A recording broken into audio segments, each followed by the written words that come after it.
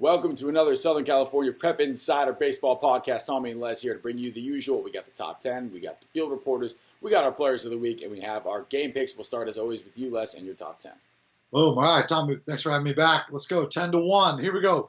At number 10, Beckman coming in 14-4. Patriots lost a really good San Dimas team yesterday, but they're loaded. They should be at the prime of that or top of that league, which they are, heading into D1 just a few weeks. Tommy, we're inside a month. Number 9, Ukaipa 13-4. They got a perfect game from Tyson Heaton just the other day on Saturday, I believe it was, to cap a 4-1 week last week. Best name in pitching right there, Tyson Heaton. That's your boy, I know it. Yeah. At number 8, Lisa Miguel. They're rolling along quietly in South Orange County, man. They've got a trio of D1 starters plus some depth on the mound. They got a big win yesterday in league against San Clemente. So Wolverines, look for them to make some noise as well. Arcadia finally lost a game, Tommy. They finally lost a game when they split with Mirror last week. Tommy, since the beginning of last season, they're 39-4. It's pretty impressive. Number 6, Harvard Westlake, 13-2-1. They went 2-1 last week. They're in North Carolina this week at the NHSI. That's going to be a theme here from here on out. Huntington Beach, 14-4, checking in at number 5. Went 2-2 last week. They're also in North Carolina this week with the NHSI. Number 3 is Cyprus. They took a tumble a little bit last week, went 2-2. 15-3 overall, though. They're back in league play. They got a no-hitter yesterday from Cameron Rapetti in that 1-0 win over Tustin. Jay Serra, they won the South Division of the Boris Classic last week, going 4-0. So they're at number 2 at 13-9. And then number 1 is Orange Lutheran. They went 3-1 in the Boris Classic. Wait, let me guess where they are this week. North Carolina? North Carolina. And I think we skipped over number 4, La Mirada, who are also in North Carolina. Yes. We're going to go to our players of the week now. I'll start with mine. I've got Cole Konarski from Ayala. He's a class 2021 UCF commit. He's hitting .500 with 10 RBIs, 5 doubles, and triple, and a home run in his last 7 games. So he's hot right now for Ayala. Will Guy, and he's a dude, from San Luis Obispo, leading the 7th section with 32 stolen bases. I know it's San Luis Obispo. I know it's far away, but 32 is a lot. This season? This season. That's a career, Tommy. I know. That's a career for most people. The season's not even halfway over. Tyler Robitaille from Valencia with a 10 strikeout, 1 hit shutout over Hart. Good outing for him. And then Robert Aranda from Oxnard with an 8-inning complete game win over Ventura. Love to see that 8th inning in there. You like the name Tyson Heaton. Will Guy? Will Guy. That's a good baseball name right there. With 1 L. 1 L, yeah, 1 L, 1 Y. Over to my players of the week. 2019, uncommitted senior Aaron Lamont from Santa Margarita. In 5 games, all he did was go 9 for 15 and scored 5 runs. He reached base safely in 16 of 20 plate appearances. That's pretty darn impressive. Robert Chagola, a right-handed pitcher, senior pitcher at La Sierra High School. Complete game, 4-hit shutout, and a 2-0 win over Temescal Canyon in the At the Lake tournament semifinal game. Another strong outing for Chagola. Moving down back into Orange County, Ketch Gannon at a Foothill High School. That's a name right there, too. Right. In 5 games last week, he threw a complete game, 4-hit, 3-strike shutout to lower his team ERA or season ERA to 1.52. Then he also went 10 for 14 with a double, 3 triples, a homer, 11 RBI, and 7 runs scored. Have a week, young man. And then lastly, Cade Nicole out of West Ranch High School, the senior, threw a complete game shutout against Golden Valley, struck out 6 on just 79 pitches, earning his 5th win of the season. All right, there's our players of the week. We'll go to our field reporters now, who are literally everywhere. What's up, guys? Jessica here with Anthony Tulamero of Vista Murrieta. Now, we're going to be doing this podcast for you guys. Currently, Vista Murrieta is sitting at 14-5-1, 6-0 in the Southwestern League, so you guys are obviously doing pretty well. What is clicking for you guys this season? Just a team chemistry as a whole. You know, we got a new coach with Matlock and kind of brought us together to more of a team feel this year. Got a lot of young guys and a good core group of leaders this year, kind of helping us stay on track, and that's what's pushing us to the next level this year. You already mentioned that Coach Matlock is the new head coach here at Vista, but he was previously one of the assistant coaches. So how much has he helped with the growth and the development of this team? I mean, for the most part, a lot of things have kind of stayed the same, but we've also brought in some new things, and that's kind of what brought us up, kind of like a just different vibe the team has this year. More of like we could play a little looser, and it's just a more of like a relaxed kind of team. Has a little more swag this year, you could say, so we're playing well. Okay, a little more swag. I like that. Maybe that's where this came from. I thought it was a tattoo, but I guess not. Now, is there any game or moment from this season that stands out to you? I think playing at Servite early on in the season, I think it was our third or fourth game. It was kind of a wow factor for us to go to a Trinity League team and shut them out 3-0. So that was a good start for us. Now, obviously, Trinity League is an insane league in just about every sport. They are one of the top leagues out there. But Southwestern League is also a very tough league in just about every sport. Once again, what would you say? Which school is giving you sort of a run for your money? One of the toughest when it comes to competition. Well, I mean, the whole Southwestern League is good this year. We got a lot of good teams in Great Oak and Chaparral, but we haven't played Chaparral yet, and they're kind of known for having some of the best pitching in league, if not Southern California as a whole. So I think they'll probably give us the biggest test, and we're going to have to battle against some good arms. Yep. Now, you already mentioned that you guys have a lot of swag on this team, but how would you describe the culture as a whole here at the school and specifically the baseball team?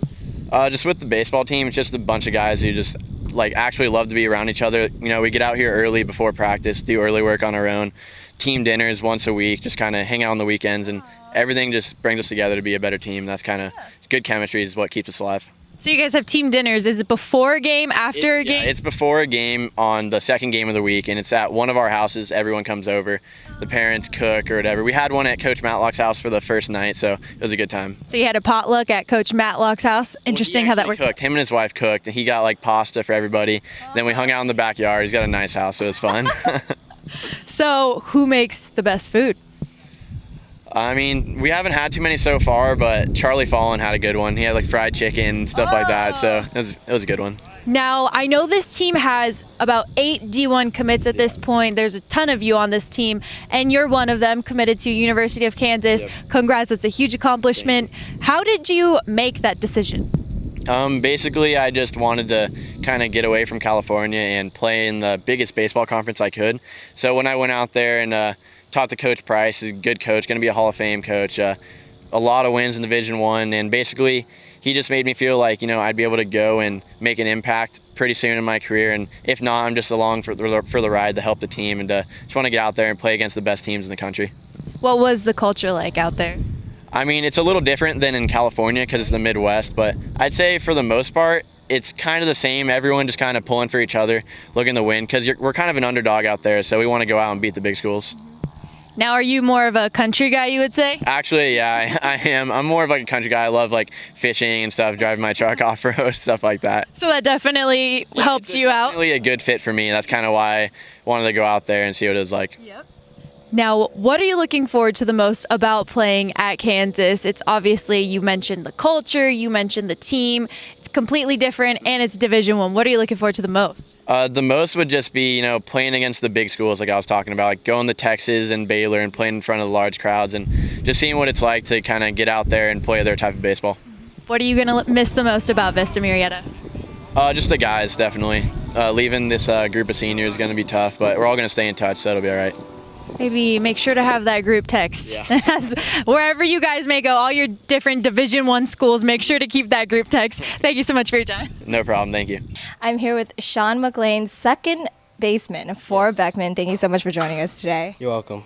So first off, congratulations on your commitment to Arizona State. Thank you. Why did you choose ASU? I chose Arizona State mostly because of their history. They like the coaches and like the players, and yeah, that's about it. What are you the most excited for at ASU?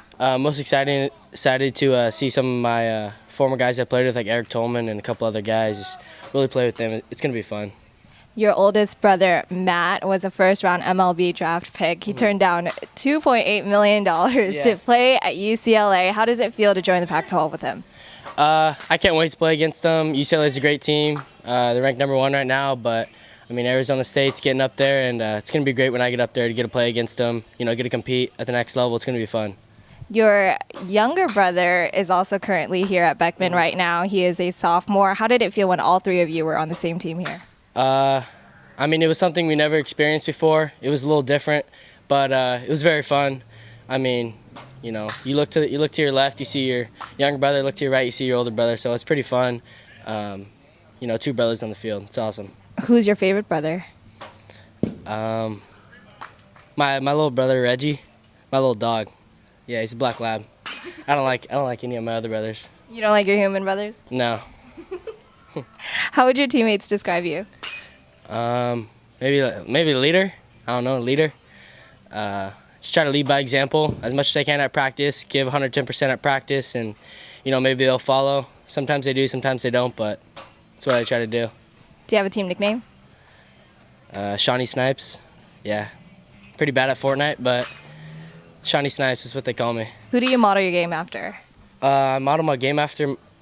Try to model it after Mookie Betts. He's a good player, and same size, same weight. So he plays outfield. I play outfield too, but he can play infield too. He's versatile, so I want to do that when I get older. Who's your team? Los Angeles Angels. I dig the Angels. Mike Trout. So yeah. Do you think they should be named the Los Angeles Angels, the Anaheim Angels, or the Los Angeles Angels of Anaheim? Los Angeles Angels of Anaheim. It sounds more official. Yeah, I like that. How did you feel about Mike Trout signing on for 12 more years? It's great. I mean, we get to see him more, and hopefully they get better players. Maybe they can get Mookie, maybe somebody else. Make the team better. Maybe get some pitching because they need that. But overall, Mike Trout's a great player. What's your pregame ritual? Pregame ritual. We get into a circle over there in front of the dugout. We pray as a team. Do some picks with another guy and do some sprints, and that's about it. Just get ready for the game. Craziest team story? Craziest team story. We did, so every year we do challenges, class challenges. So all the classes, seniors, juniors, sophomores, freshmen, we all face each other. And probably the food challenge where we had to eat like donuts, beef jerky, churros, a bunch of stuff, and Jack Harney won, which was the senior, and he got stuffed his mouth with food, and he won. And he had to eat a bunch of stuff. That was pretty funny. What do you eat before a game? I like to eat eggs, scrambled eggs, bacon, with turkey and sausage in them. I make them myself, and if not, then I just make it like a microwavable burrito if I don't have time. That's pretty good too. Best fast food chain? In-N-Out Burger. It's impressive, yeah. What's your order? In-N-Out every time. In-N-Out, 2 double doubles, spread only, animal style fries, no onions, and Neapolitan shake. Wow, that's a lot of food. Who is the funniest McLean? It's definitely me. Yeah, it's definitely me. I can crack a joke at any time. Tell me a joke. You said any time. I mean, I'm not funny. I'm not funny. Who are you afraid of more, your mom, your dad, or Coach Lavelle? I'm most afraid of my mom. She scares me anytime. I mean, she's pretty strong. We did like a family arm wrestling thing, and she beat the whole family, so she's pretty strong. Yeah. I can see where you get it from then. Yeah. So, last of all, what major attributes do you think you're going to bring to the table at ASU? I think I'm just going to be a good teammate when I get up there. I mean, I'm not going to bring anything special. Just going to bring a good attitude and 110% effort every day to the field, and then just try to get my job. Thanks so much for joining us, and we wish you the best of luck. Thank you. Here with Arcadia's Chris Wilson after the Apaches come to Glendale and win 5-1. Chris, complete game, 1 run allowed, 8 Ks. You were dealing today. What was the key to your success? Just throwing strikes and letting my defense work. We're really talented on defense, so just throw strikes and they execute and make plays. This win allows you to keep pace with Crescenta Valley in the Pacific League. Know it's really important. What's going to be the key to overtake them and get first place come the end of the year? Just play our baseball. We're a really talented team, defensively, offensively, just all around. So we just play Arcadia baseball. We should be fine.